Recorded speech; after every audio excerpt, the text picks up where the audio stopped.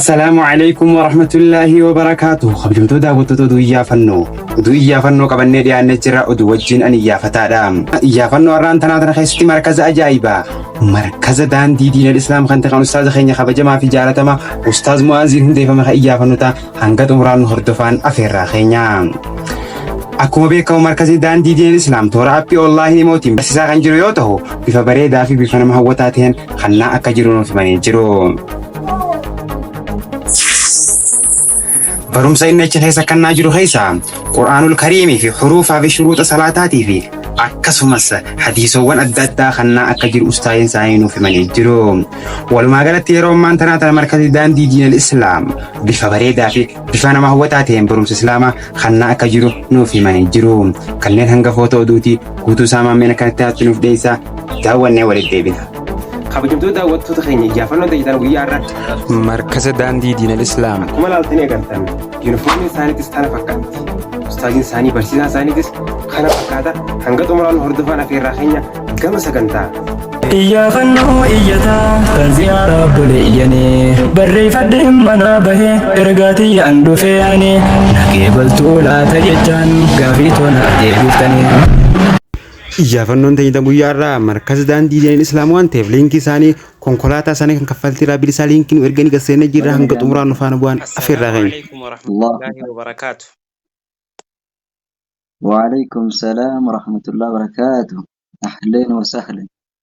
بسم الله الحمد لله وحده والصلاة والسلام على من لا نبي بعد وبعد. السلام عليكم ورحمة الله وبركاته. أستاذ معاذ برسيسا في هنديسا مركز دان دين الإسلام. ما إن شاء الله قبابنا مركزني خيسان كون إرغا هندي فمي هنگمتكا أكسوان ماس برنوتا بفا أكمين برسيسا جل إن شاء الله خنرا قبابنا. وعليكم السلام ورحمة الله وبركاته. أيوة هيا ما شاء الله رب سنرى حاجالته والفرد قالتهما بارك الله فيكم جزاكم الله خيرا سنة الجزاء. درسا بسم الله الرحمن الرحيم الحمد لله رب العالمين وبه نستعين على أمور الدنيا والدين ثم الصلاة والسلام على نبينا وحبيبنا محمد وعلى آله وأصحابه أجمعين. أما بعد obboleessa keenya gaarii fi jaallatamaa iyyaafata nu biratti argamuu keessaniif hedduu takka gammanneetti kan jirru. Ulfaadhaa gara gaafii na gaafattanitti immoo yeroo nuuf hin deebi'u. Akkuma beekamu markazni kun markaza daandii diinal islaam eega gartee bu'uureffame akkuma beekamu gara waggaa takka akkas kan gahee jiru. Alhamdulillahi rabbil aalamiin rabbiif galanni haa gayu. Hedduu namatti tolaa. Barattoonni as keessa barachaa jiranis akkuma beekamu ummata diin isaaniitiif deebi'uu bareedaa qabu. Yoomuma barannee gabbaanee hawaasa islaamaa kanaaf tajaajila guddaa laannu jedhanitti kan isaan halkanii fi guyyaa as keessatti bololaa jiranii hedduu takka muuxannoon isaanii namatti tola. Alaa kulli haaliin barnoonni as keessatti deemaa jirus waan hedduu takka das namatti jiru. Wanti jiruun isaan kanaan illee rabbiin waan barachaa jirtan kana keessa fahanii isin haa kaahu. Kana kan hin jechuu barbaadu. Ustaaza keenya inshallah. Allahu akbar. Mashaallah tabarakallah. Galatooma ulfaadhaa isin jedhan inshallah. Mee ustaaza keenya inshallah gabaabinaan markaza keessan kana keessatti barumsa akkam faatu kan nama inshallah mee kanarraa illee nuuf hima. Walufu jalqabni isaa barnoonni as keessatti baratamaa jiru. Akkuma beekamu qawli rabbil aalaa quraana itti aansuudhaan darsii huruufaa afaan arabii alqaa'idatu nuuraniyyaa isii jennuuni itti aansuudhaan gara waastaappiitiinis barnoota akkaataa kayfiyyaa salaataa akkaataa salaataa hunda kan as keessatti deemaa jiru. Kana qofaa miti darsii tajwiidaa kanneen illee hedduu takka kan deemaa jiru. Alhamdulillahi rabbil aalamiin nama gartee keessatti illee fahami gurguddaa argatu rabbiin isaan haa taasisu. Biqiltoota galma gahu rabbiin isaan haa taasisu jenna ustaaza keenya. Kana barnoonni as keessatti deemaa jiru itti aansuudhaan ammas darsii kitaabanillee hin argamu.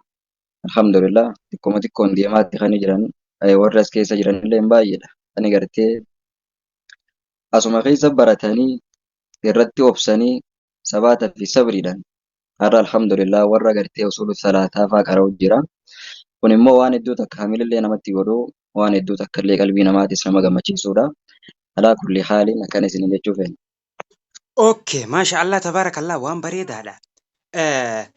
Itti aansuudhaan duuba inshaallah ustaazun Alfaadil erga hundeeffame waggaa takkaa fi akkanaa ammoo waggaa takkicha keessatti barattoota hedduu fi akkasuma nama gartee duuba inshaallah quraana buusee qabaatanii maashaallah tabaarakallah waan bareedaadha.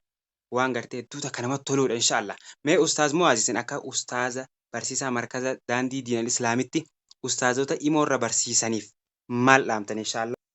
Naayye marhaban bikum. Sana jalqaba irratti akka barsiisaa imoo tokkottis lubbuu xiyyaafis obboleeyyan kiyya warra akka kiyyatti waan rabbiin isaan barsiiserra hawaasa islaamaa kan bahanii biyya namaa keessa jiran kan carraa diin argachuudha rabbiin hin qoodiniif gara kanaan rabbiin hireef kana halkaniif guyyaa keessatti warra barsiisaa jiran kanaan wanti jehuun dhaamsanallee fayyadu isaanillee fayyadu. Alaa kulli haaliin waan bareeda irra jirtan carraa guddaa rabbiin nuuf kenne akkasumatti illee gartee ka sababa isaatiin isliminnaan teenya akkuma lafarratti illee ol kaa jirtu qilleensaan irraan illee ol kaatee tarkaanfachaa jirtu carraan kun carraa akkasiiti. Wanti jechuu barbaadu gabaabinumatti haala irra jirtan kanaan daranumaahuu gocha namaatis jecha namaatis hin laalina waa takka illee hin dhagayina. Fuulduratti mala keessan qaxxaamursiisaa hanga galma geessanuu hanga galmaan geessanuu jalaa hin hafinaan jaanii kuni dhaamsa lubbuu tiyyaa akkasumatti illee obboleeyyan kiyya warra imoorraan barsiisaa jirudha. Hayyee itti aansuudhaan ustaazan imootiif erga dhaamne booda barattootaaf itti aan inshaallah. Mee barattootaanoo maal jettan isin? Allahu akbar. Barattoota isaan kun warra gartee halkanii fi guyyaa keessatti din rabbii barachaa jirudha. Wanti jechuun ni barbaannu karaa gaarii qabatanii jirtan. Daandii guddaa ka sababa isa qabachuutiin duniyaa tanatti illee milkooytanii akhiratti illee fuulduree rahmaanitti ittiin milkooytan qabattanii jirtan haaluma kanaan fuulduratti deema. Namni tokko gaafa imaltuu takka seene gaafa karaa tokko seene hanga galma san gahutti rakkoo guddaatu isa mudata. Rakkoo garaagaraa jechuudha. Rakkinni kun walumaa galattuu rakkina laakiin yeroo inni fi adda bahu rakkinni akka hedduutti dhufa. Rakkina isin mudatu kana hundarrattuu sabaruudhaan obsuudhaan fuulduratti tarkaanfachuudhaan haga gartanii deemtanii bakka guddaa sana geessanitti imala keessanitti fufaan asumaan inshaallah dhaamsa kiyya kun dhaamsa barattootaati. Fuulduratti tarkaanfadhaan jechuun ni barbaada. Okay, mee itti aansuudhaan obboleeyyan keenya warra gartee nu daawwachaa jiru daawwattoota iyyaafataatii fi iyyaafatan dhumarratti maal dhaammattanii isiniin jedhan inshaallah. Hayyee inshaallah maashaallah rabbi isinirraa haa jaalatu. Guddaa takka waan hedduu nama gammachiisu hojiin keessan kunis gara kaaniin hujuma diin rabbii kana babal'isuudha. Haaluma kanaan fuulduratti nu deemaa isinillee isin jala rabbiin isinirraa haa jaalatu. Khayrii hojjechaa jirtan rabbi isinirraa haa qeebalu.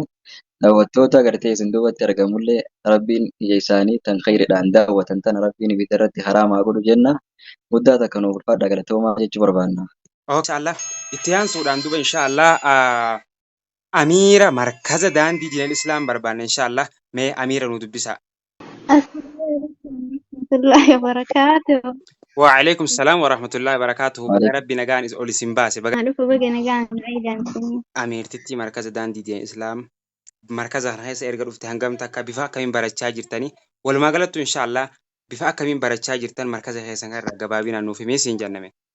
Hayyee galatoomaa gaaffii kana na gaafachuu keessanii fi alhamdulillah rabbil aalamiin barnoota haala gaariin barataa jirra. Haala islaamii baranna jennee biyyarraa hin bahiniin galanni rabbiin haa gahu barachuu jirra jechuudha. Ka biyyaa baaneef waan biraati garuu bakka kana yeroo dhufnu waan gaarii arganne jechuudha. Waan duniyaallee nu fayyadu waan akiraallee nu fayyadu galanni rabbiif haa ta'u. Ustaazallee gaarii qabna wallaahi alhamdulillah takka kan nu hifanne halkanii fi guyyaa sa'aatii isaanii aarsaa godhanii nu barsiisaa jiran jechuudha. Ani akka mataa kiyyaatitti markaza kana dhufee waggaatiin deema alhamdulillah. Barnoota illee haala gaariin barachuu jira jechuudha. Rabbi galanni haa gahu. Markazni kiyyaas ustaazni kiyyaas alhamdulillah rabbil aalamiin wallahi waan akkaan dinqisiifadhu jechuu obsa isaan qabanii barumsa bichaa miti waa hedduu irraa baranne jechuudha. Okay, maashaallah tabaarakallah. Waan bareedduudha. Okay, mee ati ergas keessa dhufte waggaa takkaaf hin deemtee waggaa takka shaan keessa jijjiirama fiddee ni qabda jijjiirama fidee jettee ni yaadda yookaan mee jijjiirama fiddee ni qabda inshaallah. Wallahi alhamdulillah rabbil aalamiin jijjiiramni fide akka mataa kiyyaatti kan ofirratti argu hanga markaza kana dhufee huruufan eegalee huruufan hin xumure achuma quraana eegalee quraana illee ni xumuree alhamdulillah amma quraana keessa deebii barachuu jira akkasumaanis usuula barachuu jira jechuu rabbi Allahu galanni haa akbar. gahu Allahu jijjiiramni kana caaleen jiru. Mashallah tabarakallah waan bareedaadha. Mee inshallah akka agarsiisaatti ayata lama quraana keessa ayata lama qofa nu qara inshallah. Ayyee taate insha Allah. Eeyyee. أعوذ بالله من الشيطان الرجيم بسم الله الرحمن الرحيم الحمد لله الذي خلق السماوات والأرض وجعل الظلمات والنور ثم الذين كفروا بربهم يعدلون هو الذي خلقكم من طين ثم قضى أجلا وأجل مسمى عنده ثم أنتم تمترون. Okay, mashallah tabarakallah waan bareedaadha. Dasna maja inshallah rabbi sirraa jaalatu. Itti aansuudhaan inshallah mee obboleettii teenya obboleeyyan keenya warra gartee barumsatti hin jirre warra yeroo isaanii akkuma bakka hin taane fixu jiruun maal jettaa dhaamsa akkam isaanii qabdi inshallah gabaabinaan nuuf himi. warra baratutti hin jirreef wanniin dhaamu kaa haa barannuun jedhaanii diinii rabbii haa barannuu amma yeroo amma keessa jirru kanatti dhugaa rabbii alhamdulillah numa badhaafamni waan hin beekne takkaan rabbi nu badhaase diinii rabbii baranne jennee biyyaan baane shabaqaa ka fayyadamu telefoona bitatanii shabaqaa fayyadamuun hin oolu garuu bakka hin taanetti sa'aatii keessan gubuu dhiistanii osoo seentanii markazas ta'ee zuumillee tahee diinii rabbii barattanii maali biree hadhallee borullee kan fayyadu isa waan taheef haa barannuu kara barumsaa isin affeeree jedhaan ani waan nama isin hordofu warra barataan jirre jechuu. Waaw mashallah tabarakallah. Wallaahi Kabajamtoota daawwattoota keenya iyyaafannoo teenyitarraa hanumaan golabna hanga iyyaafannoo biraatti walitti deebinu nagee rabbii keessanuu jiraadha.